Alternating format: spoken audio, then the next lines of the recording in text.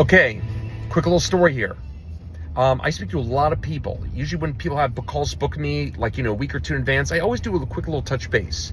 Here's why.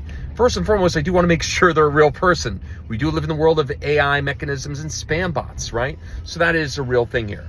But I do all my own calls, and I do a little touch base with people to make sure they're real. Now, of course, there's another little piece of that too. I do want to get a glimpse of the person I'm speaking with, if they're real, they're serious, or if I'm going to perhaps waste a phone call. Anyway, I just did this quick little touch base with this woman. Going through her own challenges, I get that, whatever. Right away out of the fucking gate, like a bull in a china shop. Rah, rah, rah, if you're here to... I'm like, whoa, Jesus, I'm just calling to do a little quick touch base to make sure you have what you need to kind of get to know me a little bit. But right away, all combative, you're looking for money today. It's just a touch base. That's all it is, nothing more, nothing less. Anyway, long story short, usually I get a really good glimpse in about maybe, 30 seconds, whether that call that I'm going to have in the future is going to be a wasted one. So here's my bottom line here.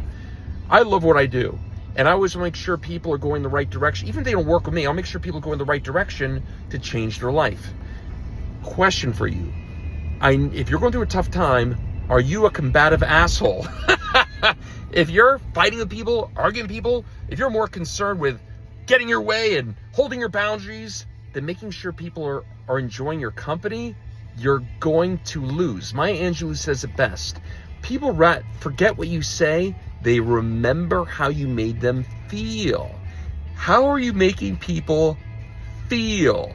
If you're making them feel like their time with you is just a battle, they're not going to be there very long. For that woman I just spoke to, it's later than she thinks. She's probably going to learn the hard way. Being a combative asshole is not going to get you very far.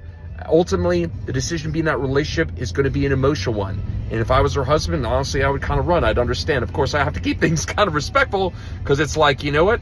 I've learned a long time ago, I'm not God. It's not my job to save people. Lifeguards here are even taught, hey, if you're trying to save somebody and somebody is not participating in their own well-being, better one person drown than two.